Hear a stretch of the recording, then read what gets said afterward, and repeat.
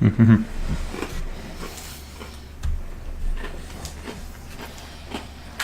You want to see something awesome? Go look at the tablet. Check that out.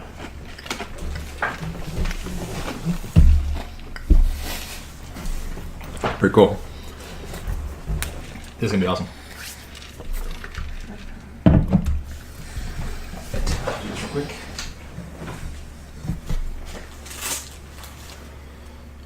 You want to say something? What's up? Saying something? Something. A little feedback. Probably because over here. Gamers of the world unite!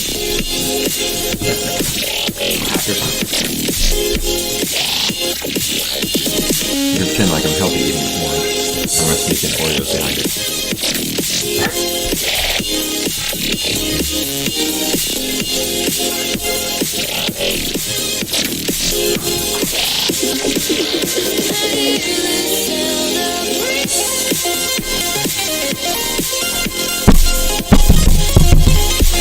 Test. 2, 1, 1,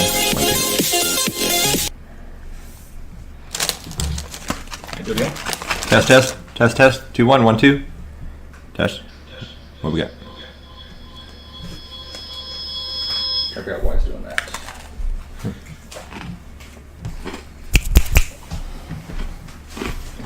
Hey guys, are you guys getting feedback out of that? Trying to figure out why it's doing that. It might be the mic just picking it up from over there. You mute the mic over there? I did. Alright, that is up. I'm not going to be able to see any of the comments. I'm going to have the comments up right over here.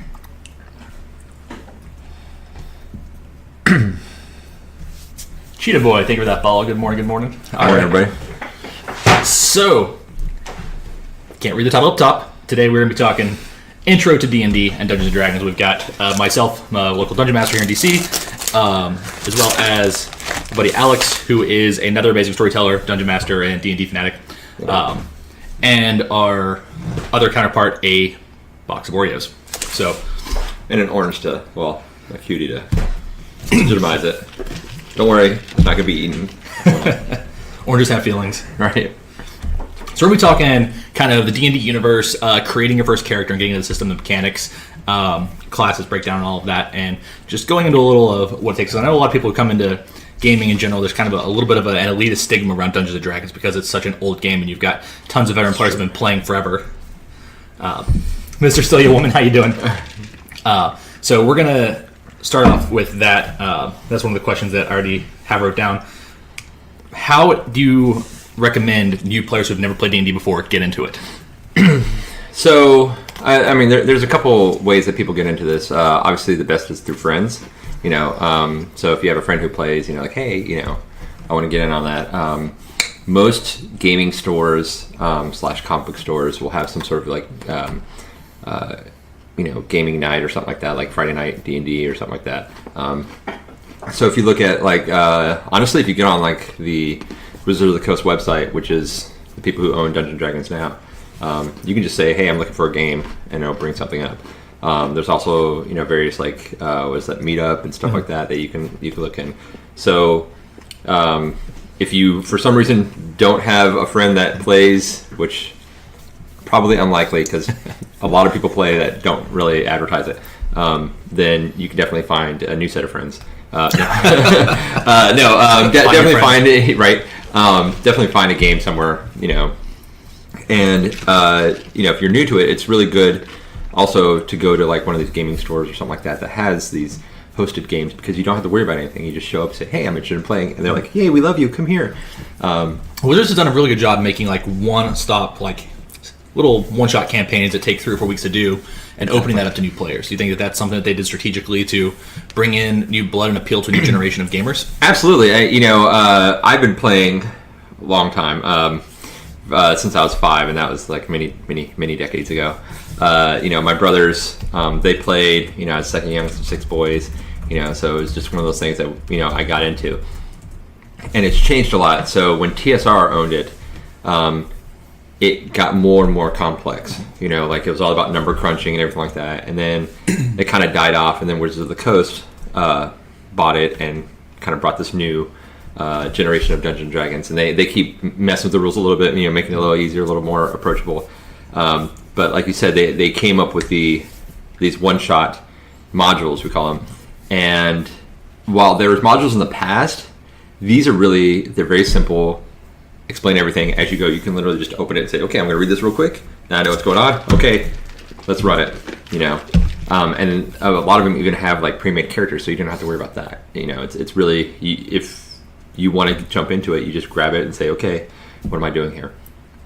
And so, yeah, I think that was done on purpose because they want it to be more approachable, more marketable to, you know, the people who aren't necessarily, you know, like me, been playing for like so many years and everything like that, super deep into it. They want it to be more mainstream. You know? All right. I saw that Games Workshop kind of did that as well with the Warhammer Fantasy series, where they took a lot of the hardcore mechanics out of it and made it very Warhammer 40k-ish. Yes. And the games were really chess and checkers, so to speak, and now they're both just different shades of checkers. Yeah. When you come into the game, it can be a little overbearing. The rule book is 265 pages. It is. Then the player manual is 265 pages. Then the monster manual is 305 pages.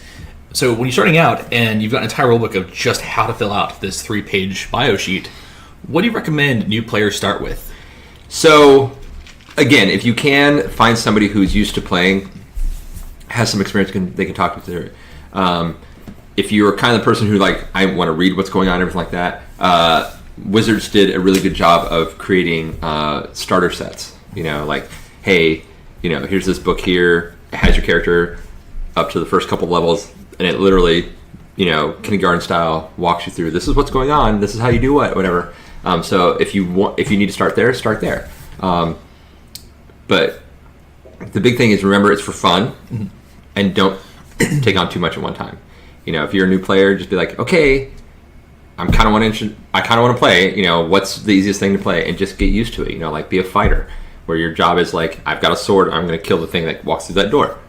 It doesn't get more complex than that. You know, day one, even if you want to be like the next Gandalf or whatever, probably, you know, aspiring to Archmage is not the way to go. You know, if you don't know the mechanics. So just start off, you know, easy and simple, and just have somebody to help guide you through it, because it does come with time. You know. There is, you know, sometimes you get in there and, like you said, hundreds of pages of rules just for being a player. Then several hundred pages of rules to be a dungeon master, which means you also have to know how to be a player rules as well. And then you have the 300 some of just monsters, and there's so many supplements on top of that. So if you look at it as that, you know, you're talking like 1,000 pages of rules that you're like, oh my god, how can I do that? You don't need to do that. You just need to know maybe 2 pages of like, this is the basics. Yep. You know. There's a great resource that I found. If you look at like the Roll20 Net, it's got the entire rule book embedded into the website, where it has the ask a question, and you just type like druid, and it pulls up an entire drop down menu of everything you could possibly have to ask about a druid. It does that for all the characters, and I really like how that they made that more digital. Personally, I like having the rule book in front of me. I like that old school gaming feel. I do like the paper feel. So let's go into class making. Races first or classes first? So I think those go hand in hand, honestly. Again, if you're brand new starting off, and you're like, I just want to learn what this is about, you know, do human fighter. I mean, you don't have to think too much about it. You're human. Everybody's human. You know, Class is human. Most of us don't have class. I respect your privacy if you're not, but I'm going to assume that everybody here is a human. And everybody can throw a punch. You know, not well, but, you know, everybody can pick up a stick and hit somebody. So we all, at our base, can be human fighters. You know, so if you just want to like learn, like, hey, I kind of want to get into this, all right, be a human fighter. But really, as you learn this, or, you know, if you've got a concept, start thinking of the overall concept. You know, like, you know, I don't think of myself walking around, you know, I'm a human this, you know, whatever what I do in the real world kind of thing. I don't think of that. I'm just like some guy existing. And, you know, even if you watch like Lord of the Rings, you know. Almost everyone in that movie is a human fighter. Right. But, well, it is, yeah. But you know, they didn't, you know, Strider wasn't running around being like, I'm a half human, ranger, blah blah blah with these stats. No, he's like, I'm just some dude with a sword who's trying not to die. Yeah, legitimate. That's a lofty goal. I feel like most of those movies were just run, hide, survive. And sometimes that's what it is, But if you have a concept, think of that concept. If you want to be like a badass elf, like they again in Lord of the Rings, where they're like jumping through everybody and like cutting down orcs by the that's legitimate. Do that, and there's a way you can do that. So that's why I don't like separating race and class. Now there are certain races that are going to be certain classes, better. So like your gnome probably isn't top of the list of being a freaking barbarian. I don't know. A beatboxing gnome barbarian would be hysterical. That would be cool. Don't get me wrong. The eight tail from Naruto. Yeah. Beatboxer. And again, like there are exceptions to the standard there. Again, a dragonborn probably isn't your freaking cat burglar type. Yeah. That doesn't mean they can't be that. But, statistically speaking, that's probably not where race is going to play to their strength. So that's where, I guess if we're going to talk about talking about the classes is really the first way to go, because everybody's going to fall into a class sooner or later. That makes sense? Absolutely. So thanks for breaking 6K, everyone. We've got around 650 people watching us talk about D&D. So if you guys have any questions about the gamer system, this is probably, I believe, the first D&D stream ever on Mixer, which is really cool to do and to bring this game. And we might actually do some sessions here live as well, so you guys can see the game in action. Going into races, what do you think post-starter to... You've done a couple campaigns, you've done one or two in your belt. Now you want to get into something a little more complex. Okay. You want to play a different type of character. Okay. Going from human, what would be your recommendation for someone who wants to be pretty well balanced across the board but not a human? So if we're talking the newest edition of Dungeons & Dragons, 5th edition, every edition gets a little bit different. But right now, a good... step off from human is the half elf. Half elves get decent bonuses for their stats. They get a few extra benefits like skills and stuff like that really play well into any class you want to go into. Especially the classes that rely on charisma, such as like warlock, paladin, stuff like that. So if you wanted to go there, I'm still have the freaking water wings on, but I'm coming out of the wading pool, kind of thing. That'd be the way to go. A pretty good standard if you wanted to just like, okay, now I want to be fantasy type, the Elven Wizard. Really, that's a pretty kind of by the book textbook. Yeah. And so you mentioned the textbook stuff. Pretty sure the Elven Wizard is on the cover of at least two guides. Yes, yeah, and so the classes tend to have races that are matched with stereotypes. So like the Elven Wizard, the Halfling Rogue, the Dwarven Fighter, the Human Cleric. So there are these. You guys are crazy. We just crushed 750 viewers. You guys are nuts. Awesome. So the if the stereotypical these classes. So again, if you wanted to if you're branching out, take a look at one of those things. Invest in your character, but don't be afraid of something happening to your character. Remember, it's just a piece of paper. And so if it's like I kind of wanted to try a half elf bard. Which I've loved doing in previous editions. I don't like it in this edition. So I tried it and I was like, okay, this is not for me. Where's the nearest dragon I can go piss off? And re-roll my character, And the DM was like, you don't have to do that. We'll just let you re-roll, And sometimes that happens. You try something and you're like, this isn't fun. Remember, the point of the game is to have fun. So if it's not fun, just be like, hey, I'm not having fun, and amend it. There's no money on it, kind of thing. One of my favorite characters I've ever run was a divination warlock tiefling. Nice. And it was just me dicking over the DM every time I could. Every time he would roll something in combat, I'd be like, nope, I saw that coming. Ha! Reroll it. Yeah.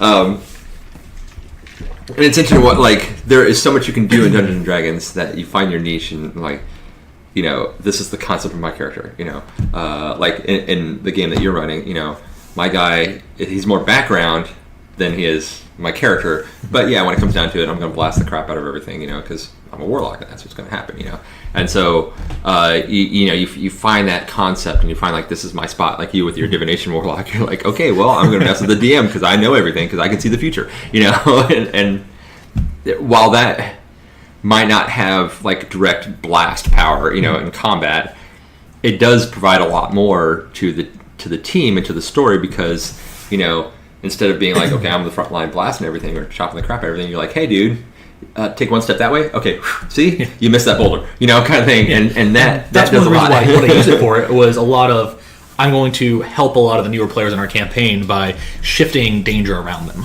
Yeah, and you bring up something important too. If you have new players, it does help to, obviously you want somebody experienced running the game, but it helps to have experienced players there too, who can take a step back and almost like big brother guide new players and say, okay, I'm not going to necessarily do this here and be like all my character. I'm going to be like some more supporting to let new players take a little bit of spotlight, a little bit of heroism, because that's really, at the end of the day, we all want to be heroes. We all want our awesome story.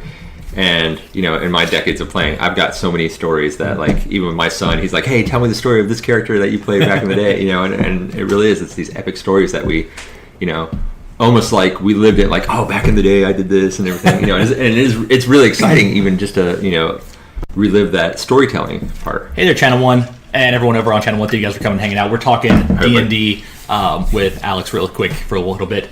He is a legacy, 40 years. Almost. That hurts me.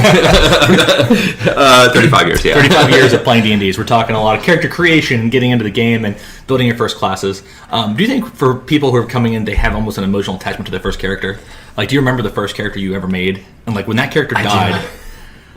Like, I remember my first character, I put so much time and effort into that character. When that character died in combat, I was heartbroken. It hurt. It does. It hurts, like... You put so much investment into it, and some people just roll the stats and like, okay, it's a bunch of numbers. Okay, like what fun are they going to have? But even though like, I roll the stats and everything, I'm building this life. Like, what do we've got like 10 hours of game time in your campaign so far, and I'm like, this guy, I love him, and like, and it's awesome. Yes, I do remember my first character. He was a chaotic neutral halfling thief because they didn't have rogues; they had thieves back then, and he was chaotic neutral in that like there literally was no filter. And I distinctly remember at one point my brother was also playing my character's brother, who was also obviously a halfling chaotic neutral thief, and we were in a dungeon, and the dungeon was trapped and it had this magic like flood that came down. There's like a well, and we're like, oh, what's down the well? And then the door opens, this water comes flooding in, and it floods everybody in except for me and my brother, and we stabbed our swords into the wall to hang on, and we're just hanging there in this well. Everybody had fallen, and I look over, and I pull my brother's sword out, and I'm like, and he's like, oh, yoink, and then he grabs my leg, and we both go falling, and I still remember that stuff. I remember, one of my other brothers playing like a half giant, and like, fighting like displacer beasts and stuff like that. Panthers with tentacles. It's weird, and four-legged Cthulhu monsters, right? And there's even like, I think at some point we like fought this pack of displacer beasts, and like there was like babies, and we're like, oh yay, we each get a pet displacer beast kind of thing, and so just that story as it played out there, So yeah, there is an investment into all your characters. I can name, so many of these characters that I've played for so long, that really like they each had their own idiosyncrasies, and obviously the years and years I've played, I even started doing like legacy families, like this character is actually the ancestor of this character and the cousin of this character, and and so I've done all that kind of stuff. You do get this investment, and it does help to build this even within yourself, this world building that isn't campaign centric. So looking around campaigns and looking around the game and its evolution, we now have Critical Role. What is the most impactful thing you think that Critical Role has done for the game in terms of marketing and advertising and publicity for it? Do you think it's taken away some of that stigma of D&D and shown more of a pop culture side to it? I think it has, and I think it's taking it to the next step, because growing up in the 80s, there's the whole satanic panic type thing, and like Dungeons and Dragons cause people to kill each other. It doesn't. It does not. I promise you. If people are going to kill each other, they're doing it way before Dungeons and Dragons. So it that developed this stigma of like, oh, you're a Satanist because you roll die. Is it too soon to throw Slenderman into the campaign? Oh my god, never too soon. Too soon. So that there's that, and then if it wasn't that, then it was like there are horror movies that involved it, or then there's just like, oh, you're a geek or whatever, and like you can't be socially normal, whatever. And it's just like, if you think about it, look at the popularity of Lord of the Rings movies, the Hobbit movies, Harry Potter, even the Avengers stuff. You wouldn't have any of that stuff if it wasn't for geeks who play Dungeons and Dragons, because that's really that's who buys your comics. Yeah, exactly, and that's honestly who grows up to create those stories and create those movies and stuff like that. And so I think Critical Role has taken what has over the decades made Dungeons and Dragons a little bit more mainstream and really showed that it's okay. It's not the stigma there. Like you don't have to be this like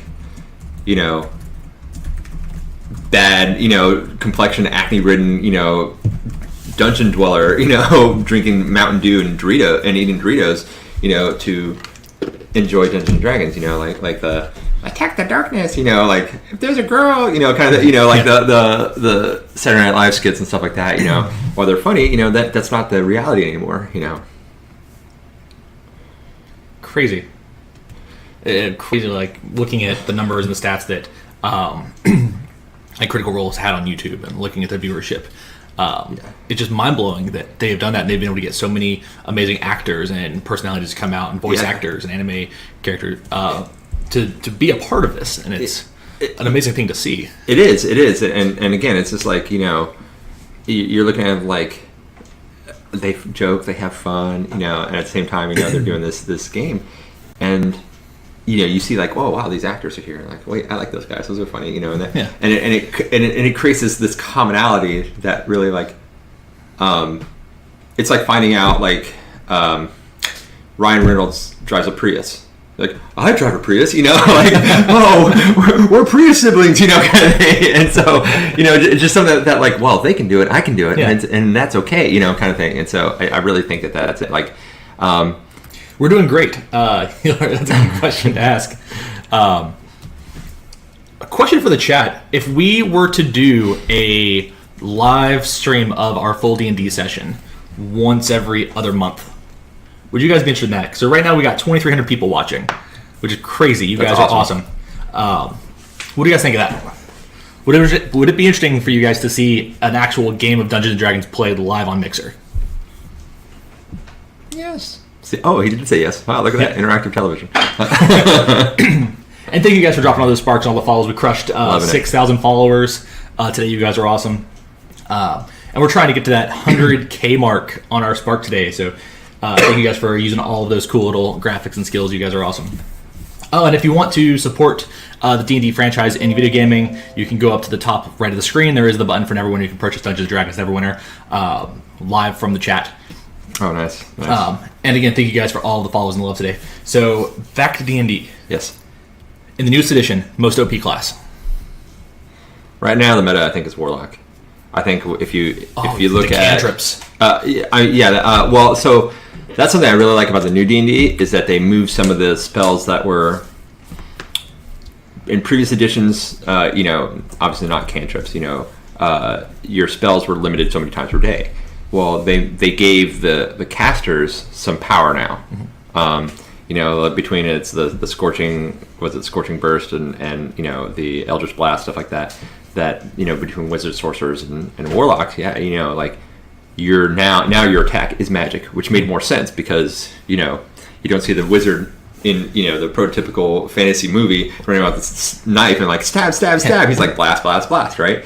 And knowing the previous editions of D&D, you can't just blast all the time because you have so many spells per day, right?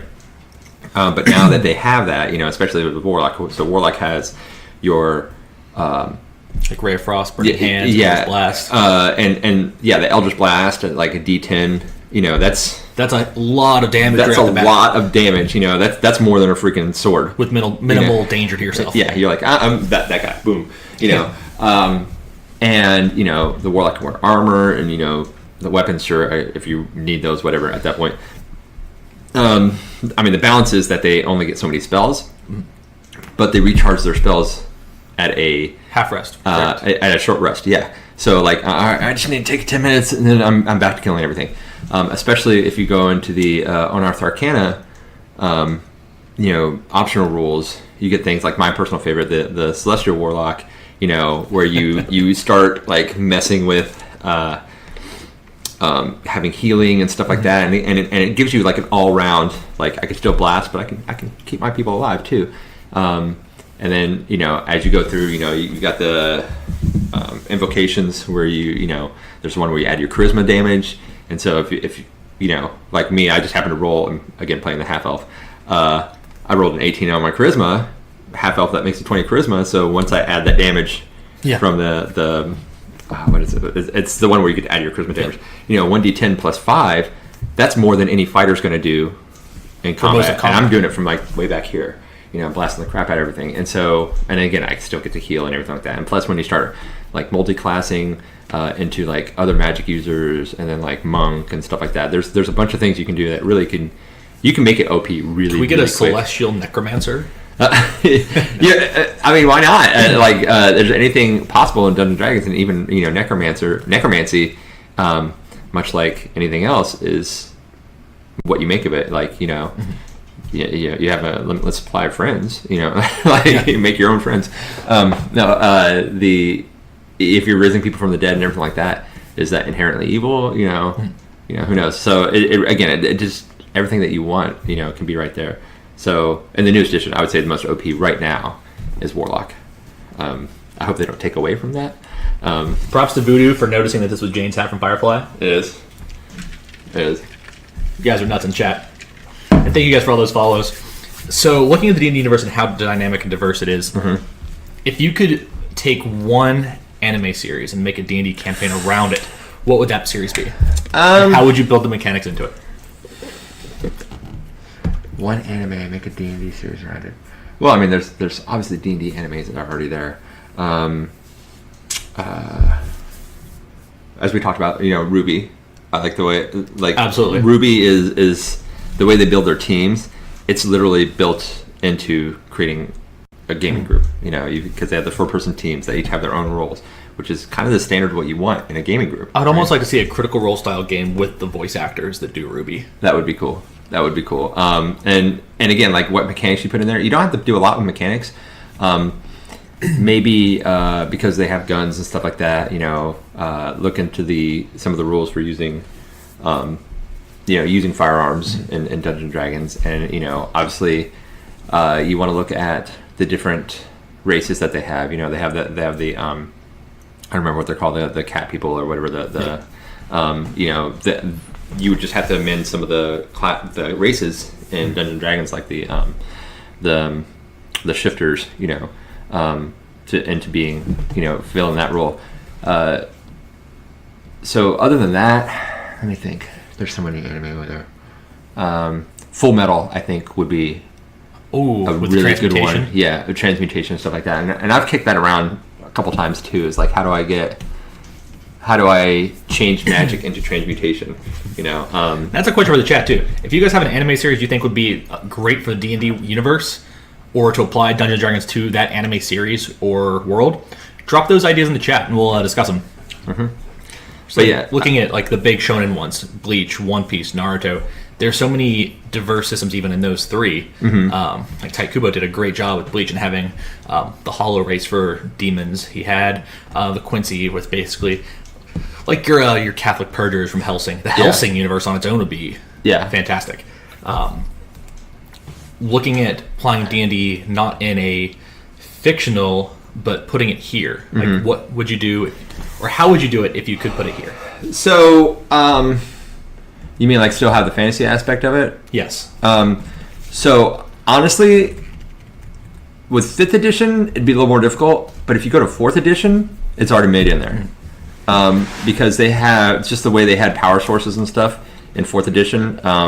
You can have a full campaign, Harry Potter-esque, where you have a viable group all made of like wizard type characters.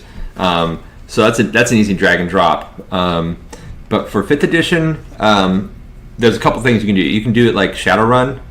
Well, shout out to the other games.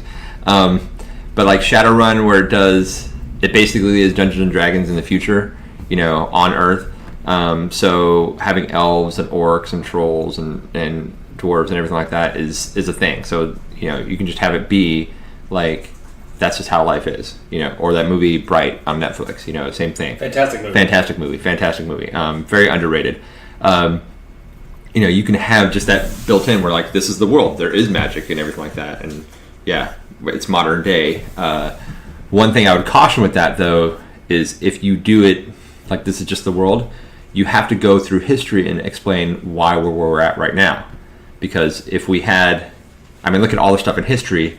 If you had magic thrown in there, how would World War II have changed? How would Vietnam change? How would just like any of our major moments in history that created the United States or got us to where we are? How would those have changed? Who would have sided? Like during the American Revolution, would the Brits not have had wizards that can take on the Americans and stuff like that? And so you've got to account for that. The other option is to do it more like Hellboy, where it's like hidden. Mm-hmm. So it's a subtext inside of our current culture. Yeah, exactly. And so like you've got people who have these powers or whatever that are above and beyond what normal people are. Even like that human fighter, you've got to make it to where it's not just the everyday, like we were talking about, like I'm some human with a stick, so I'm obviously a human fighter. It's got to be somebody who's like more, something about them that makes them heroic naturally. So you have to account for that. And again, like what happens if somebody shoots a fireball down the street? What happens if somebody busts out a sword? Like you've got to account for all that stuff. But it's definitely just make it what you want. If you don't need to make complex rules on there. You're just like, okay, cool. We're playing D&D and it's in the modern United States. Cool. And just leave it like that, and just kind of fill in as you go if you want, really, at the very least. I'm looking at some of the campaigns that we're looking at doing in the acquisition of Wizards taking on D&D, and then what they've done with like Necromancy, what they've done with like the Curse of Strahd and their different campaigns that allow you to get into it. Cross-referencing those and putting them in the same world, was that a great idea for Wizards? And building one cohesive storyline, kind of like what Gundam has done, where you've got you've got 13 or 14 different series all in the same timeline and universe, all mismatched at different time frames. So yes, I think that's wonderful because what Wizards did is they presented the generic Greyhawk setting. Basically, this is generic Dungeons and Dragons, so everything exists in there. But they also give the option of these other realms exist too, and the way they explain it is it's the multiverse. It's both multiverse and different planets. So like the world of Greyhawk is a different planet than Forgotten Realms, and a different planet than Dragonlance. And these all can exist at the same time, and so without having to like conflict with each other. And even if you look at their modules now, it says, okay, this is where this would be set here. But if you're playing in Forgotten Realms, this is where you could put it. If you're playing in Eberron, this is where you could put it, that kind of stuff like that. And so I think they really did a good job doing that, and it really was a smart move because it allows people to buy all their products without being pigeonholed to something, But at the same time, there's minimal overlap. And you don't have to create your own world. You don't have to be like, oh, what fits, what doesn't fit, everything like that. You can just get everything and know that it has a place somewhere in your game if you want it. Like for our campaign that we're doing, I took parts from all 5 of their expansion books. Yeah. And then built an entire world where I brought those storylines and the subtext of parts of those storylines into an original work. And we've seen that a lot with other games as well. If you look at like Vampire the Masquerade, look at Werewolves. If you look at even like the Warhammer 40k gamers, Warhammer Fantasy and 40k with Space Marines. Of the game, I forgot Lord of the Rings. It's the Lord of the Rings tabletop. Yeah. Which one do you think is the most balanced for new players to get into a tabletop dice-based RPG? Honestly, Dungeons and Dragons, really, like because they've learned over the probably close to 40 years of being in existence. They've learned many hard lessons, and I think they have like the starter set. They have like the easy, tiered entry into Dungeons and Dragons. So I think sometimes those are missing in other things. So if it's just somebody like, hey, I kind of want to get my feet wet, in this whole what's rolling dice on a table thing, Dungeons & Dragons is the way to go. Especially, if you even wanted to come in easier than that, is Dungeons & Dragons made board games. Like, again, there's one for like the Underdark, with Dritz. And Chardalon the Dragon, stuff like that. And it's board games. It's basically Dungeons and Dragons that nobody has to think about. It has like a simple character sheet. It has simple rules, everything. It has like little figures and stuff like that. And it's Dungeons and Dragons, but it's like D&D light. And so even if you want to just get in that way, and this is what the concept is, and everything like that. So Dungeons and Dragons definitely has, again, Wizards is smart. They built up this thing of like, wait, how do we get new people in? And the way you get new people in is not by making these grand, complex rules. It's by, hey, let's have some fun.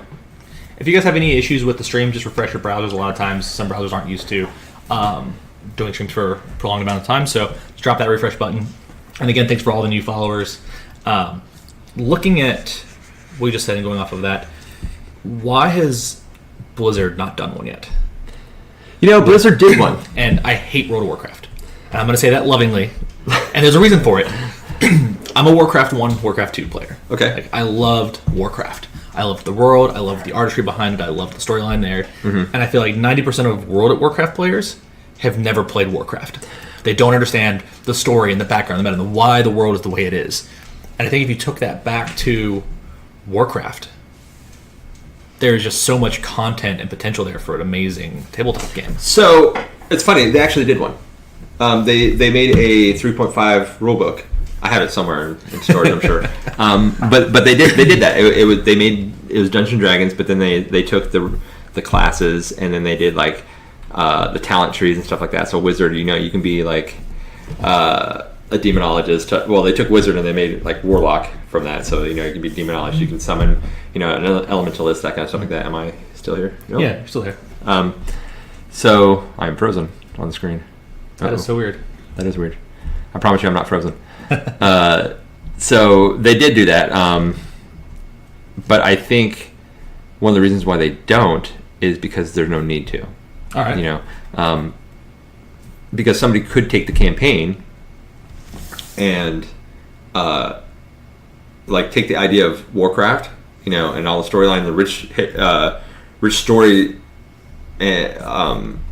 mythology that comes with it, and just be like, I'm going to drop that into a campaign, especially if you're looking at like 4th and 5th edition, with your barbarians and your shape changers and all that kind of stuff. Yeah, absolutely. There's no reason why you can't do that. And instead of having the Janai, you can have an Asimar, or a tiefling kind of thing. That you can use a little bit of imagination in adjusting what your options are. But yeah, they're all there. So does Blizzard need to do that? I don't think so. But I look at World of Warcraft as, when I look at Warcraft, 1, 2, and 3, and I love those games, don't get me wrong, that's like a grand army thing. And I look at World of Warcraft as I'm a hero in that. I'm just one person in that grand army. So I look at it as more like a supplement of the two. And honestly, I do the same thing like when I play StarCraft, versus like if I'm playing like Destiny type thing, or something like that. I never thought to look at Destiny and StarCraft in the same light. Well, it's just like that futuresque, technology. I'm fighting aliens and must construct more pylons. I need dudes. But yeah, especially when you start talking like the Hive versus the Zerg and all that kind of stuff like that. There's some similarities, and it's not the same. Don't get me wrong. I don't want somebody to be like they're totally different. Okay, but I'm just like, if you're taking grand concepts of that, it's still like I still do that imagination even when I turn on a video game, kind of thing like that. And so. I just became a podcast for a bit. Oh well, you're welcome. Now I can pick my nose freely. No, I'm just kidding. But the Blizzard, could they do that? Yeah, and it's one more thing that they can capitalize on. But especially when like 4th edition Dungeons & Dragons came out, they didn't need to do that. They're just like, okay, this is already kind of done for us, kind of thing. So. Would it be cool to see? Yeah. Would it be profitable for them? I don't know. maybe if they worked with Wizards and said, hey, maybe kind of go this concept and like work together. Yeah, but I mean, at the end of the day, I don't think it's something they need because it's kind of already there. All right. You know? I think if they did that, it would just be like selling a name, and that's it. You know. I would see that. So. And I think people would buy it just because of the name. I think they would. I would. I mean, honestly, like I absolutely would buy it. You know, just because of the name, which is kind of when it came out in the first place. So I was like, oh, yep, dibs. You brought up Destiny for a moment there. Mm-hmm. How do you think the Destiny universe that Bungie has built would work with a D&D campaign? Absolutely, completely work with a D&D campaign. Well, especially again, 5th edition is more of like a throwback to the traditional D&D, but 4th edition is really when we're talking like video game translations or ease of play. Really, if you want to get into making Dungeons & Dragons easy to learn, 4th edition is the way to go. Very simple, very easy. I taught my kids how to play it, you know, and you know, it really was like, I mean, my daughter, she's 7, and she understands how to play it, you know, kind of thing. So when it comes to like Destiny and video games like that, you know, your Guardians have their big power, right? You know, they're like they're super. They have their grenade-esque whatever. Mm-hmm. They have their melee attack, and then they have their weapons, right? In 4th edition D&D, you kind of have that stuff. You know, you have like a daily badass, I'm going to kill everything on the screen, you know, power. You have your once per encounter power, you know, you have your at-will power, you know, and then you have your utility stuff. So like in Destiny, you know, you have the double, triple jump, whatever, the rolls, and the, you know, so that translation is really natural, you know, if you wanted to take that route. So you can easily translate it over, you know. And again, we've got swords, we've got bows, in addition to guns and stuff like that. So yeah, it'd be you can throw to get all that together in like a couple of hours and be like, okay, cool. Here's the rules from playing Destiny Dungeons & Dragons. You know.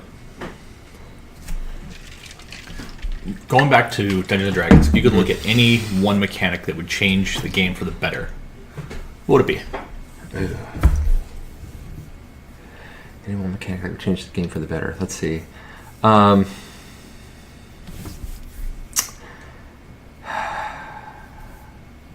don't know.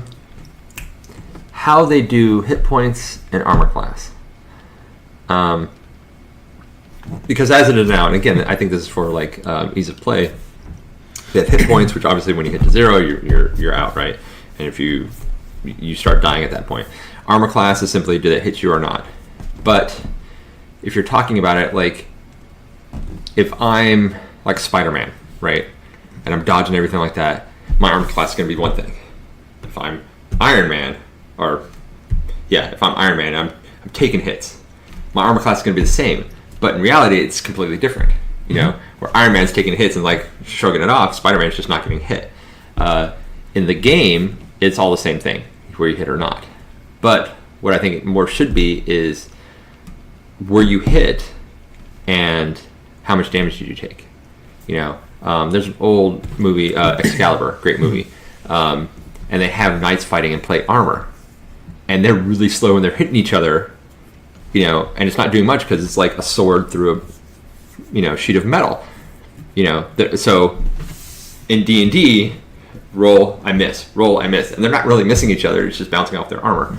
And so I think that somehow capturing that feel, you know, like what happens if I have a shield versus not a shield, you know, and when I run games, I kind of like look at that, and when I'm storytelling what happens, I'm like, oh, okay, you've got a shield and I missed you by 1, so obviously that was your shield, so you know, it deflects off your shield. So I play that in the storytelling, but the mechanics are the same, right? Same thing with hit points. If I have 1 hit point, I can act just as if I had full hit points, you know, because hit points aren't really meant to be where you hit or not. That's another thing. Like if I hit you, you know, with a sword, cool, I hit you with a sword, but it just takes off some hit points. There's no negative modifier for being right. Low hit points. Yeah. Well, and I think so. Star Wars, when they did a D20 system for Star Wars, and they had, and I thought this was great. They had, I don't remember what they call it, but basically it was hit points, and then like health or something like that. And your health was based off of your, it was hit points and vitality points. So your hit points is based off your constitution, and your vitality points is basically what we have as hit points. So you had hit points, and then you had another pool, And what that represented is the vitality was like the near misses, the using some extra effort to do something, especially if you're using the force or whatever. And when that got down to 0, you're exhausted from combat and you couldn't really dodge anymore. But if somebody critically hit you, that actually hit you, so that did damage to your actual health. And so that was a physical hit. And so as you took damage there, you actually got negatives. So I thought that was a really good translation. And like, there's blasters flying all over the place, barely missed, or did I get hit? Kind of thing. That's one of the things that I love about the Warhammer universe is you have to roll to hit, then you have to roll to wound, and then they have an option to roll to save. And if you look at that and how it translated to the tabletop version, you were given certain things like, so if you lost combat or you lost the rolls, you would have a negative modifier. So it was broken finger, so you'd get like a -2 on your agility or -2 to hit for the next X amount of time until it was healed. If you had a broken leg, because you could target specific body parts, that leg you would lose like 3 speed and have negative modifiers that adapted your character, and your character physically was augmented in a positive or negative way throughout the game. I liked that they had that in that system. So you want to be careful not to make it over complex though. So towards the end of its run with TSR, Dungeons & Dragons started being really complex. Like, okay, I rolled here, now I'm going to roll on this other table to see where I hit, and now how much damage did I do that? And like, what, and it bogged combat down. So you want to be careful about that, because yes, breaking a finger would suck, but what benefit am I going to get from a storytelling and fun point of view if I'm like, okay, this guy hit you, so now let's figure out, oh, he broke your thumb, and this is all like, how long does it take to get to that point? Whereas I think the games that do like a separate vitality versus hit points thing is they say, okay, you took this much damage, so you're experiencing these negatives, that kind of stuff like that. I've seen a lot of love in chat for Destiny. So talking about the expansions for Destiny, which one of the raids do you think would make the best D&D campaign? You could almost run them both as a extended campaign, but also as one-shots. Yeah, so the Destiny raids, I honestly, like, my clan is not at that point where we're raiding regularly. I would say, Leviathan's always a good one because that's the concept of it, of testing out like a dungeon, and like you have these, like, okay, here's this, it's a contest, right? Like to prove your worth, and that's always a ready drop, for any, even like in the middle of a campaign, you can be like, okay, cool, guess what? You show up here, and there's a contest, and there's this prize to go, and like, so, if you didn't feel like furthering the story, you can just be like, hey, in this episode, we're doing this, contest dungeon thing. So I think that one works really well. I think the storyline of the new, was it the Blind Well or the new one that came out in Forsaken? That storyline is really, really amazing. It's just the whole, I'm going to go down and I'm going to face this like demon dragon thing, and just that concept of trying to delve to the bottom of the dreaming city to find this evil entity that, if you look at the mythology of this entity, was once the queen's freaking advisor, pet, dragon mount, whatever, and is now, Rivet has turned evil, or she probably always was evil in some capacity, and so now she's corrupting all this. And even the fallout from that, spoiler alert, is even when you beat her and, carve her heart out and everything like that, she wanted that, because she has grand plans to corrupt everything, so just storyline wise, that it does make an amazing, heroic epic campaign in its own right. So yeah, if it's just for like ease of play, Leviathan, if it's for epic storyline, I would say the newest one there. What do you think about the addition of the puzzle pieces? Like, if you look at something like Vault of Glass, where there's so many little niche things that you have to do in a certain order, and you have to have teammates do certain things, do you think that goes into, and taking parts of that into a D&D campaign? Because a lot of people just want the hack and slash, they want that heroic combat. But when you have to put in critical thinking, where's the fine balance of making them... Like, I like invoking frustration, because I want them to have to think. Yes. So I think... don't get me wrong, I like a hack and slash too, but after a while it's just like, okay, chop, roll, blast, blast, blast. I think a good mix of all that stuff is really the way to go because it caters to everybody too. So you have the people who are like, I just want to be that drunken barbarian, Renee, and just like if I'm not killing something, I'm over in the corner drinking. Cool. And then her character's doing the same thing. It's funny because she actually spent most of her time here with us, just in a corner drinking. Yeah. No hate, no shade. But you know, and even that, and we were talking about this like yesterday. Even that brings something to the story. You know, like here's this giant barbarian, you know, war veteran who's just like, all right, I just hate the world. I just want to drink and wake me up when I have to chop something in half. You know, and there is a personality intrinsic in that too. But at the same time, you know, like I think being a teacher and being like a parent and a teacher gives her that jaded cynicism to be a drunken barbarian. Perfect. But you know, at the same time, like people are going to get bored with that, you know, and it depends on how you make your character, you know. So the person who does want to play the half-elf bard, you know, like when I started half-elf bard, he was an archaeologist, you know, Indiana Jones style. But the game we were in had nothing for me, so I'm like, well, this kind of sucks. So adding those puzzles and stuff in, especially if you can use props, you know, really kind of help make it real. It gives people a chance to use their own, you know, intelligence and not their characters' own, to be like, okay, I'm going to try to figure this out as well. Plus, this blend of like, I'm going to use my characters, how I made it, like, you know, the wizard with the high intelligence of everything's always blast, blast, blast. He's like, okay, cool, why do I have this, you know? But if he gets to come and say, hey, wait a minute, I'm going to think through this thing here, I'm going to solve this puzzle here, while at the same time, that drunken barbarian whose player is really smart and analytical can also do the same thing.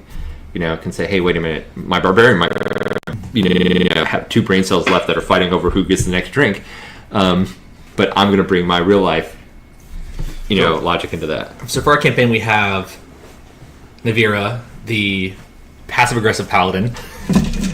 The anime character. Pretty much. Sarissa, Katie, the Russian tiefling.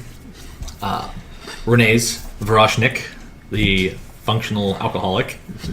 It's true, functional. Navarro, our masked vigilante. Mm-hmm. We have Danny, who's playing Icarus. Regina, your typical highborn, self-centered. Yeah. This is beneath me. Yeah. As it should be. Talk about Neri for a sec. Bobby's character. Love her. My notes on her are: let me steal shit from everyone around me.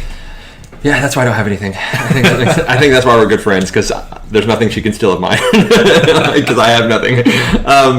No, and it's so amazing, again, watching new players come in and what they bring to it, you know, without all the, you know, assumptions, you know, about what things should be, you know. So Fabi comes in and she's like, you know, I'm going to play this gnome who really should be like a tinkerer or like a wizard or something like that. She's like, I'm just going to steal it, you know. And so like the way she interacts, and plus she's like a wee little thing, and that's funny. They're so much, like they literally are hand to hand. Yeah, they are. She's like, so Fabi is like 4'11", yeah, and she's playing a halfling. Yeah, and she looks childlike, and so like my character's like, hey, there's this kid, and like, like I was like, how dare you with my daughter, you know, like, you know, and again, that brings personality to it, and her, you know, when we were being swarmed by the zombies, she's like, you guys got this, I'm out of here, and took off running, and like, well, I'm sure they'll come along, whatever, they're probably dead, you know, and like her biggest regret was like, well, I can't steal from them anymore, you know, and but it wasn't, it didn't come off as annoying as like counterparty, it was just like personality, you know. And I think it's important that people, when they invest in their characters, that they bring that stuff. And that's the enjoyment. You know, you can be silly, you know, but at the same time be, you know, personable, you know, with your character. I think one of the cool things about this campaign with so many new players is that they picked character, like races and classes, that best represent themselves as a person. Yes. Like Greg's Xenohoff. He is kind of just a hippie... half-orc, bear. It's like whatever, you know. Yeah, turn a bear and eat things. Yeah, a druid, you know, love life, nature. Regina's character is Jersey Shore. Like she is a Jersey Shore elf. Yep. I like what she's doing with hers. Renee's is awesome. Favi's cracks me up. Yeah. Hands down. Do you think that any of them need or could do something different to better enhance their experience in the game? Like Claire's a paladin. She has religious rites or religious writs to basically do a duty as a paladin. Now, there are things in the game that I can put in to force her more towards left or right. So I think I really the only thing that they could do is just know their character, their like the mechanics of their character better. But I think the way they're playing it is spot on. I mean, even Claire, you know, she's a naturally good person. You know, a paladin doesn't have to be this like blindly, you know, fanatical whatever. She's a good person. She's like, I'm going to help people out, everything like that. There's a book series, Dietz Paxtonarian. Wonderful. If you want to read a story, it's not made by TSR or anything like that, but if you want to read a story about a paladin, the growth of a paladin, that this is it. I mean, it really, she starts off as a you know, I think she's 17 or whatever, and runs off, you know, with her family sword to go join this mercenary company because she wants to better the world. And some crappy stuff happens to her, but as she goes through it, and she's like, okay, I'm a pretty good fighter and everything like that, and then she becomes a paladin and like grows through there and all that kind of stuff. And it really is a really good book and shows this growth, but she's never the annoyingly fanatical, judgmental paladin. She's just like a good person. So I think Claire, even with that, is a good person. And plus, I don't think I wouldn't want to change her personality in the character at all, because she really is an anime character. She's like, okay, you know, like a little, not disparagingly, but she's a little ditzy in character, you know, a little like, you know, like what's going on, and hey, everything's I feel like her fine. character just got out of the Paladin Academy. It's kind of like you know, Like, bright-eyed and it's like, her first time in the world. Like yeah. she just got her Paladin cert. Yeah, like, oh, congratulations, you're a paladin. I graduated, yay! You know, yeah, she's got her master's degree in paladin. And so, yeah, you know, she's just like bright-eyed and optimistic and everything like that. And I think that's good. I wouldn't want to jade that, because I mean, like, you can, that can be a paladin too. It doesn't have to be like, oh, there's an orc there, let me go slay it, you know, or there's a dragon, let me, you know, charge down the hill, tilt at windmills and all that. You know, you don't have to do that. It can just be, I have to be a paladin, but I'm still have a personality. You know what I mean? Here we go. So, looking at the classes for this campaign, we have a paladin, we've got warlocks, we've got celestials, we have rogues. Do you think that it is a balanced party? And when new players get together, do you think that they should discuss that in advance, or do you think that it's better for new players to just come in without doing that? So it depends on the makeup of the players. Like if they're all brand new, honestly, if it's everybody's brand new, I think the DM should come and say, okay, these are the roles I have, pick them, and figure it out from there. Because you don't want, you know, everybody's like, oh, I want to believe the wizard, and so then everybody's a wizard, and then it's like, crap, what happens when a freaking goblin jumps into the middle of us? You know, we're all dead, you know, kind of thing. Death by slimes. Right? Yeah, it happens. Like, you know, how are you going to heal? Stuff like that. You know, it's funny that we have a paladin, we don't have any clerics, we don't have everything. So, like, the way we made our characters, and because there's so many of us, I think we have a good balance. But, you know, because, like, we have a little bit of healing. Both warlocks can heal, you know. We have a druid, you know, we have the paladin, so we have enough healing.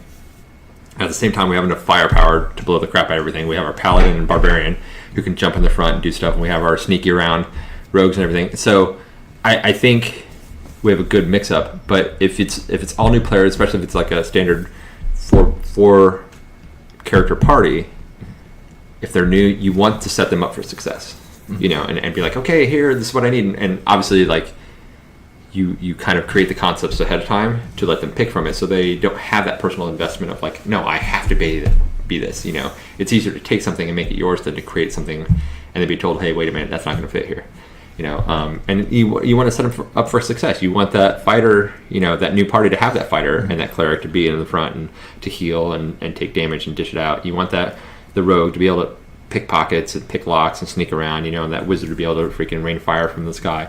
And so I think if it's all new players, that's what you do.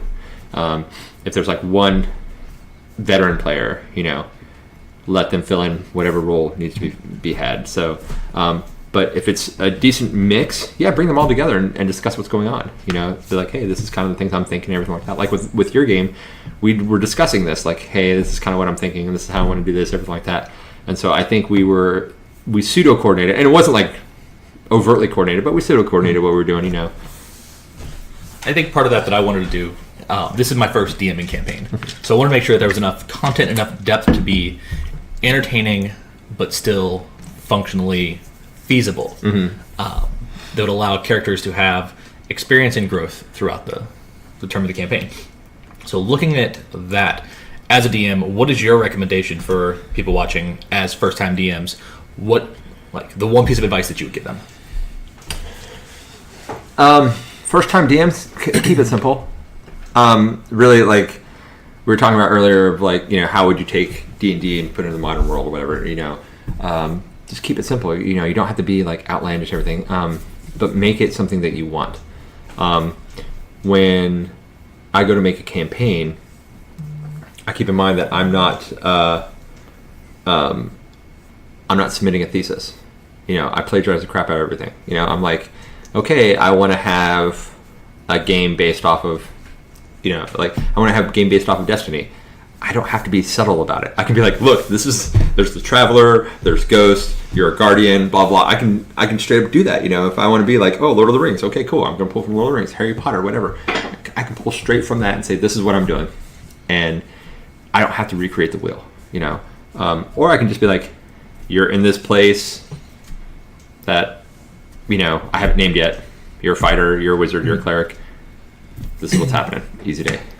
And one-shots are great for that because it kind of just throws you into a pre-built quick story or a quick mission. Exactly. Do you recommend having those standoffish events with one-shots just as kind of like a break from larger campaigns, or like the one-day events just to get people involved? I know game shops sometimes they'll do, hey, we're doing a D&D drop-in. Yeah. Conventions do that. Like Catacon, Otakon, Magfest, all of them have like a room where you can come in and do an RPG tabletop game and just do a drop-in for 4 or 5 hours. Absolutely. I would recommend, especially if you're new. First edition player. Nice. That was what, circa 1975? No, early 80s, I think. If you're talking like first edition? Like Redbox edition, because that's like 75. If you're talking first edition AD&D, so 82? Something like that, yeah, like early 80s. It got complicated. That's where we get monks and everything, like cavaliers and all that stuff like that. Sword fighters. So yeah, but if you're new at DMing, definitely I'd grab a module. And if you look at some of them, especially if it's the standard, like made by Wizards of the Coast, like Curse of Strahd, for example. Well, so I was thinking more like was it like Horde of the Dragon Queen? Mm-hmm. I think is what. So they that will often max out at level 5, I believe. It's like level 3 to level 5 was something like that. But the good thing about that is, like, if you look at it, it gives a follow on. Mm-hmm. Like, hey, what do you go from here? I think that's actually what they call it. What happens next, or where do you go from here? And it says you can go do this, this, and this. Here's these like loose ends that are not shored up, or you can roll right into this next module. 1977. 1977. Yeah, that was for 10 Redbox. years before I was even born. Wow, that's rough. Not quite 10 years before I was born, though. But the yeah, like you can stack these modules and you can have a whole campaign. When Wizards released 3rd edition Dungeons & Dragons, they actually did a really good job. Their modules were these standalone, whatever, like Sunless Citadel was the first one, but they could be standalone. But if you gathered them all together, they made a campaign from first level to 20th level. And so I thought that was like a really, really smart concept to allow people to mix and match for their campaign.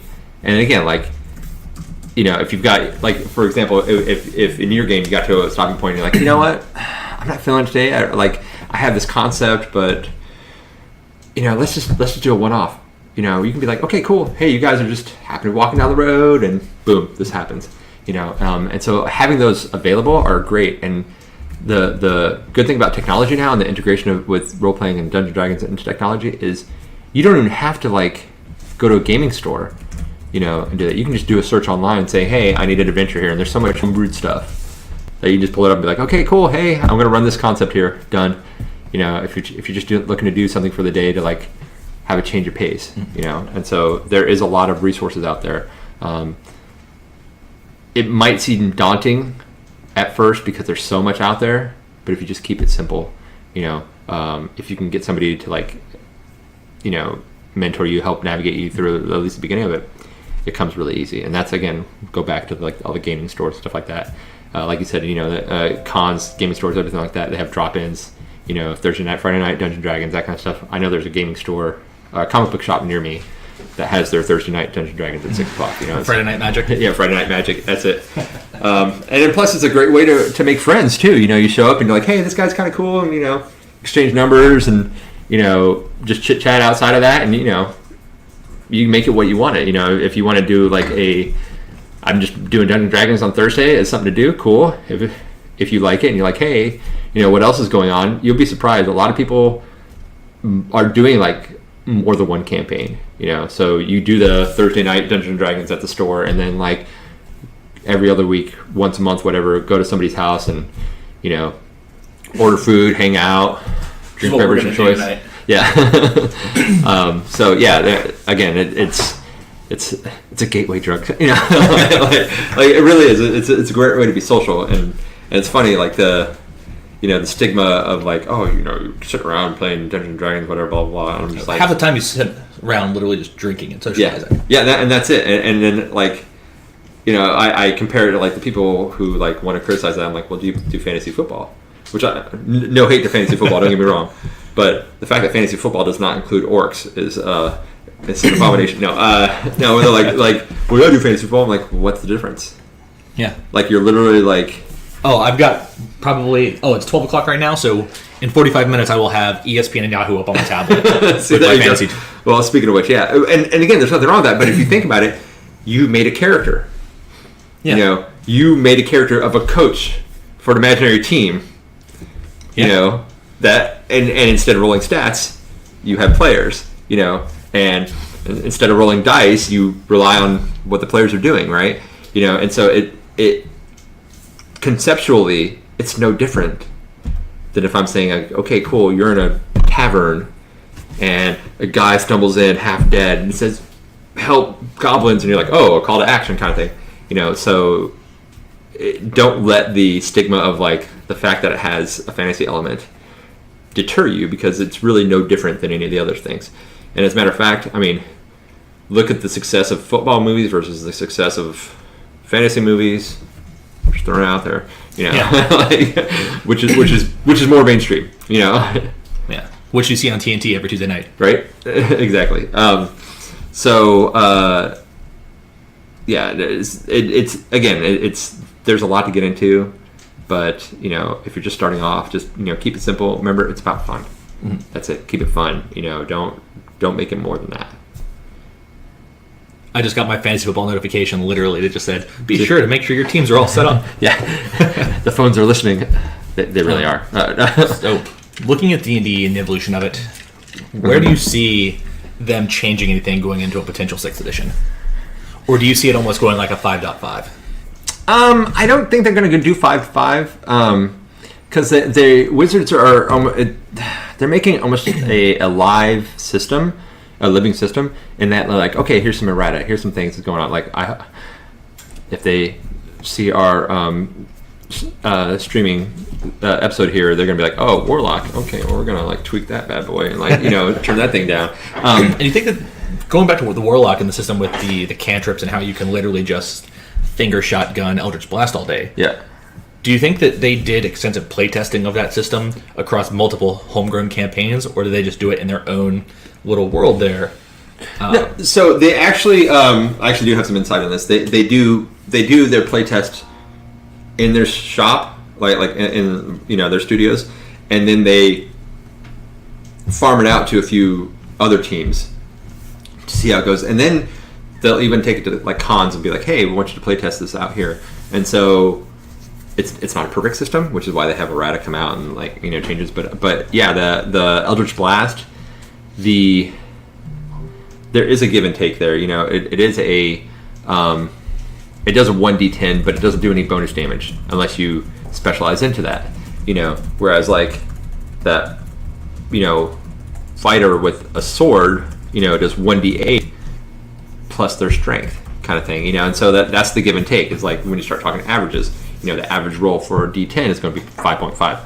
Go with me on that. All right.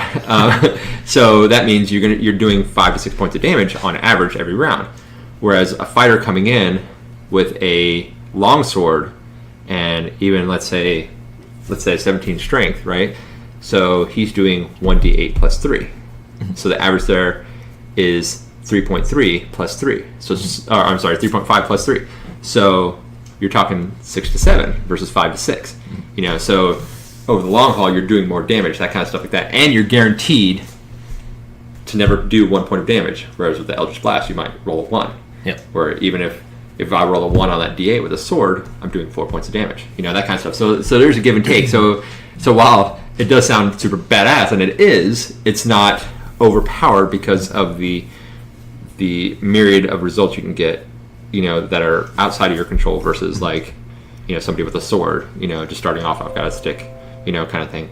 And so I think that's where that balance comes from. And then again, like get looking at swords and the combat system between them, would you recommend for starting frontline soldiers Florentine or sword and board? Sword and board, because you're frontline. And so if you're talking like a fighter, let's say, because you're frontline, think of yourself more the tank, the wall, the whatever. You're the guy that's going to be hit a lot. And that's something I actually miss about 5th edition, but they had in 4th edition. In 4th edition, I can challenge people, whatever, basically tank aggro people, and be like, nope, you will attack me. And if you don't, I either get a free attack, or you take so much damage, or like you get so many negatives and everything like that. And they don't really have that, which I think is missing. But if you're frontline, you want to have that heavy armor, you want that shield, you want the ability to sustain yourself in combat. Your job not necessarily is to like kill things, although you'll be doing that too. It's to survive so the people behind you can kill things. So one of the questions we've had is, what edition are they on? And if you could go over the different classes and their roles in combat.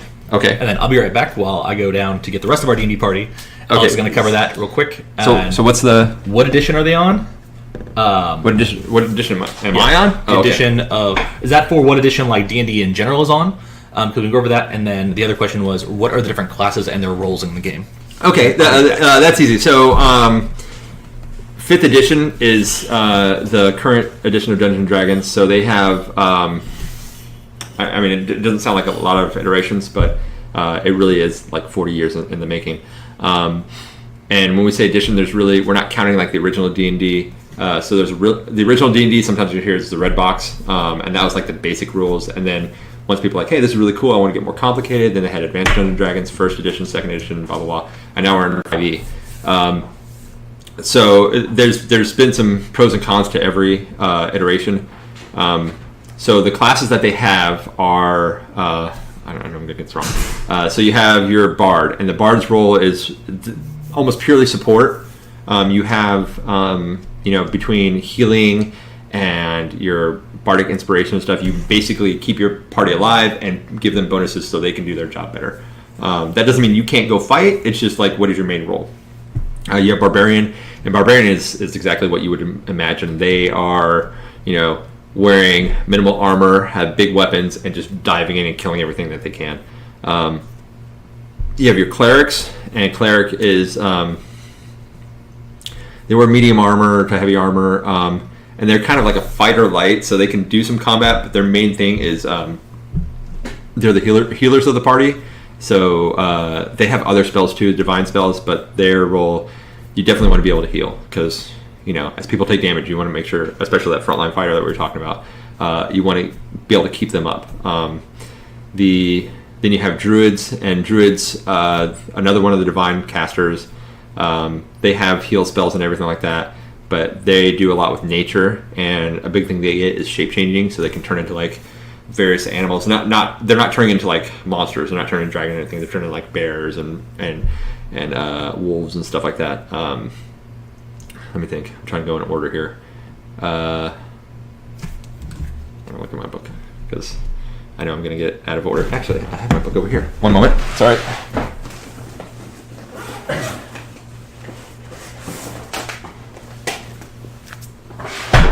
Okay, so then you have. I just want to lead you straight. Okay, so Bard, Cleric, Druid, Fighter. All right, so Fighter is your basic. As we were talking about, I have a stick and I'm beating some with it. They use all armor, they use all shields, they use all weapons, and their job is really to get in there and do the melee combat. There's variations of it, so you can be more offensive, more defensive, somewhere in between, a duelist, a field fighter, that kind of stuff like that. Then you have Monk. A Monk is like the Kung Fu master type thing. They go in, no armor, very little weapons. They're beating the crap out of things with their fists. So they actually tend to have good armor classes because they get bonuses from armor somewhere else. And they're a little sneaky, they're good at a little everything. Paladin is, again, another frontline fighter, or frontline warrior. So like Fighter, they wear heavy armor, shields, weapons, that kind of stuff. But they're not as good at fighting as fighters are. But what they have augmenting that is spells. So they can heal. They have a lot of survivability, that kind of stuff like that. And they have some other minor divine spell casting type things. And their big role is like to be the hero type, Jedi, whatever. You have Ranger. So if you've seen Lord of the Rings, this is where Legolas or Aragorn are. As a matter of fact, that's where the concept of Ranger came from for Dungeons & Dragons. They wear light armor. They're good at fighting, so they usually use like 2 swords, like one in each hand, or they're really good at bows, stuff like that. They have some magic. Sometimes they can have like animal companions, stuff like that, but they're really like a light skirmisher type fighter. And scout, that kind of stuff like that. You have the rogue, which is this is the one who's going to be sneaking around. They really on the battlefield their biggest strength is fighting with other people because they get to do extra damage when they're doing that. Basically, if somebody can't fully pay attention to them and them alone, they get like sneak attack, and so they can kind of like duck in and stab in the soft underbelly parts. They also are really good for sneaking around, for getting into places, for picking locks, picking pockets, disabling traps, that kind of stuff like that.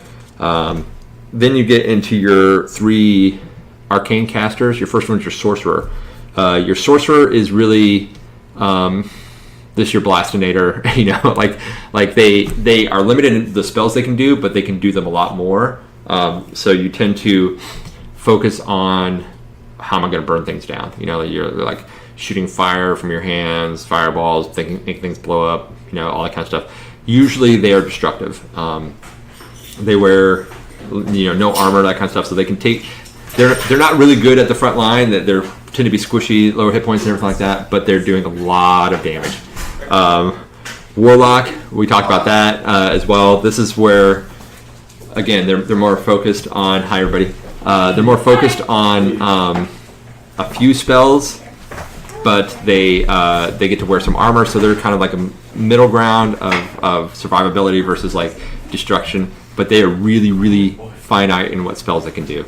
And then finally, Wizard. Wizard is this standard. When you think of like, the medieval magic users, this is your Wizard. So they're squishy. They're wearing cloth, right? So don't put them on the front line.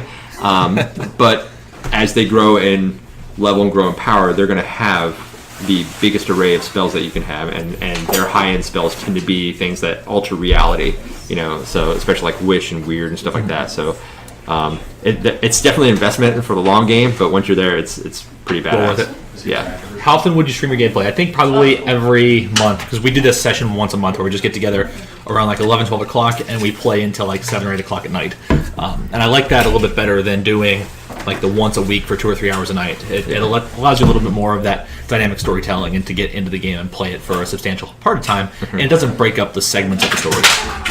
So I think we would probably do it once a month.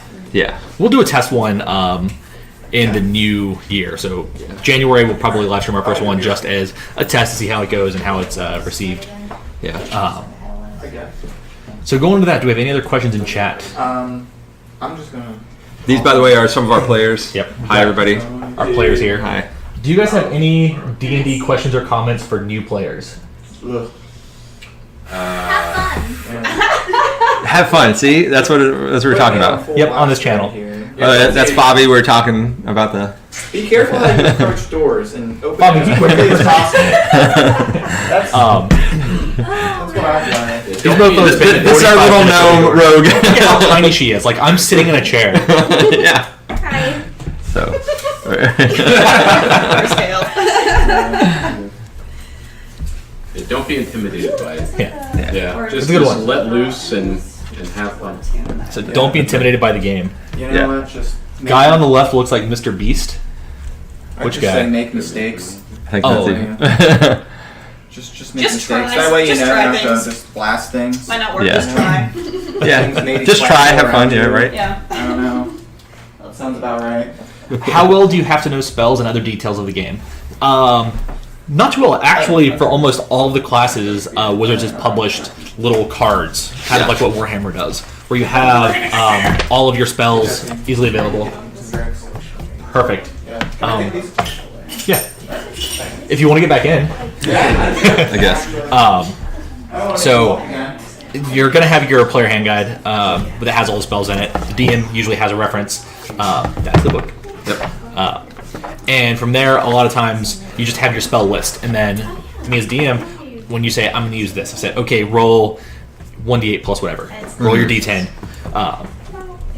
So, from there, it's really not as much knowing it all up front, because over time, as you use a certain spell 4, 5, 6 times a day, you're going to know, essentially, hey, I know that this is a d10. I know that this is a d8 plus whatever this modifier is. I think that the kicker for it is learning what modifiers use which stat line, and then knowing those off the top. Because I think that knowing your modifiers per stat is more important for you as a beginning player. Yeah, and again, like Jesse was saying, you're not going to be using all the spells at once. You're going to have like your short list, and even me with all the time that I have in the game, I still write down little cheat notes. Like, okay, this There is are what I have 116 here. spells. You need to know like 5. Yeah, so like even when I do like Eldritch Blast, I still write down, okay, charisma plus whatever,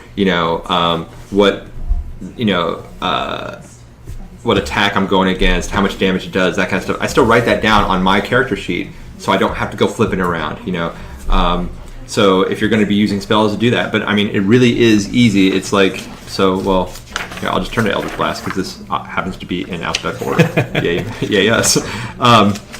So I wish they had broken it down instead of doing an alphabetical order all spells.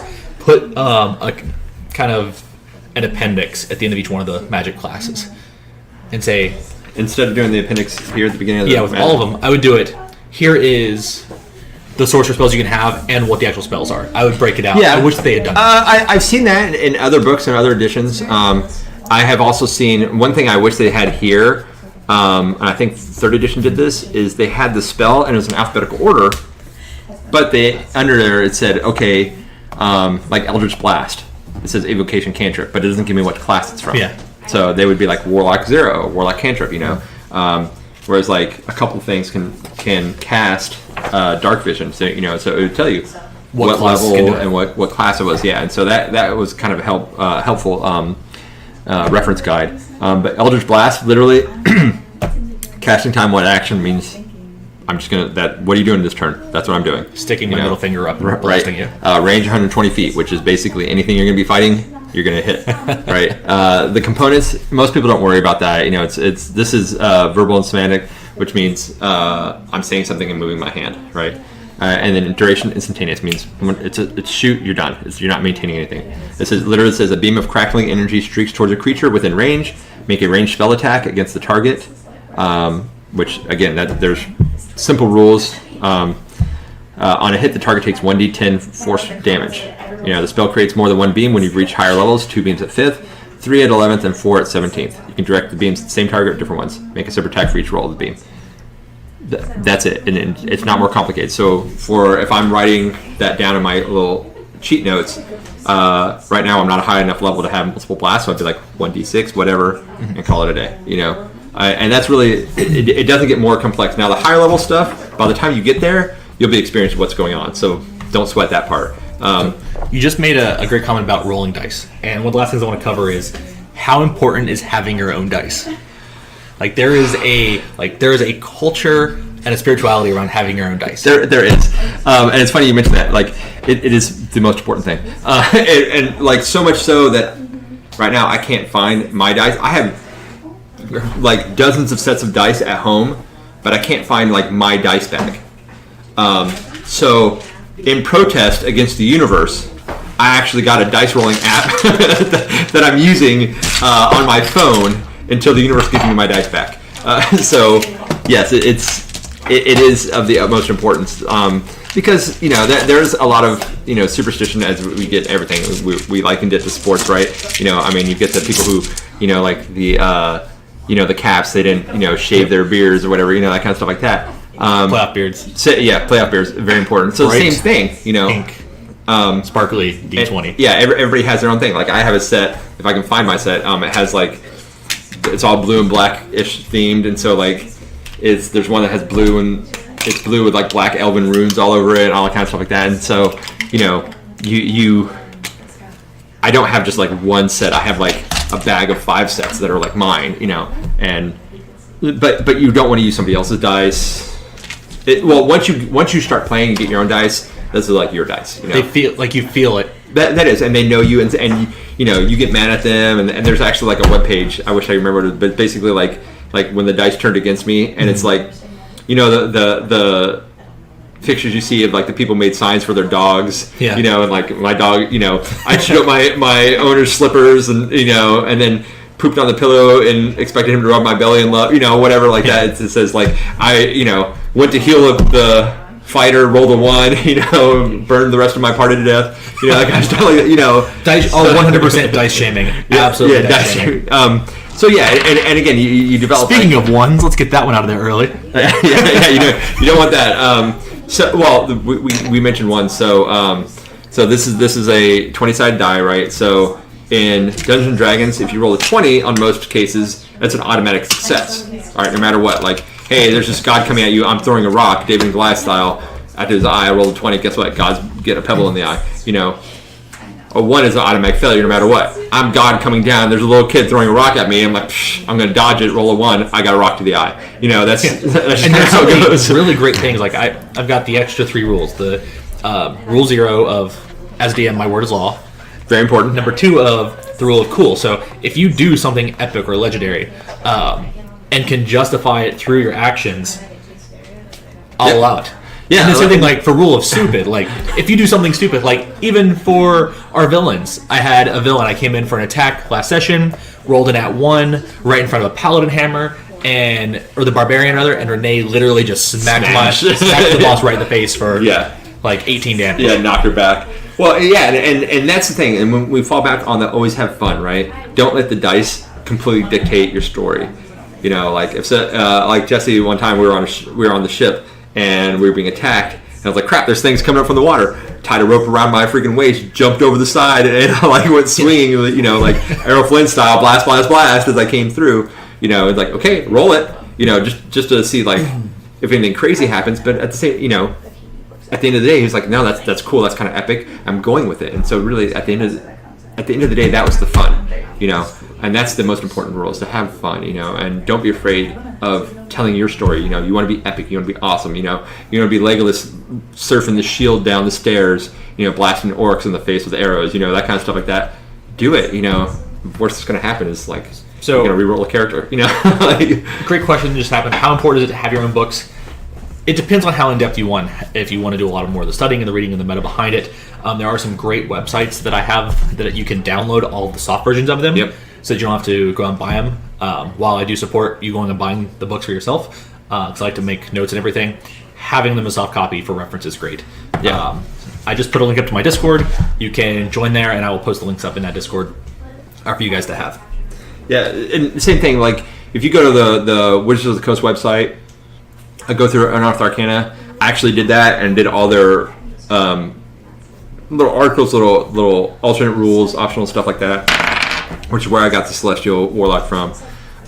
There's a few websites as well where people have compiled all those together, and so I've got a bunch of soft copy stuff too, of expansion stuff, and once you get used to the game, you're like, hey, wait, I kind of have this concept here, you deviate from the standard player's handbook, and say, oh, this is kind of what I want. Is it something else? But don't be afraid to stay here either. This is perfectly viable option to get everything that you want out of the game, just by here alone. If you're a player, I recommend having a hard copy player's handbook because it's so much easier to just be like, all right, let me leaf through this thing. But at the very least, take the soft copy and whatever class you're playing, print off those pages and have them on hand. Yeah, exactly. So we are right on time to end our first D&D fireside chat. I think that's what we should call it, the Tavern Chat. I like it. Next time, we've got a couple subjects for next time, going over dice mechanics, a little bit more in-depth character building. We'll actually build characters next time. Oh, yes. Women in gaming. I'd like to hit that one next time and talk about the sexism issues inside both the universe creation of the storylines, both towards the stigma of women playing these games.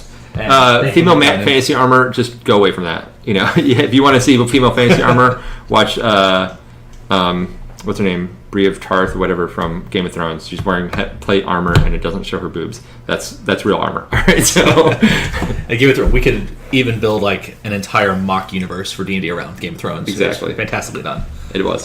We're going to play live starting in January. We're going to think about doing that. Don't know the mechanics of how we're going to do it. We might do a play test later on, a one shot. But until next time, we're going to take the rest of the year off. Our players don't know that yet. We will be doing another fireside chat in December, so come back for that one. And thank you guys for coming and hanging out with us today.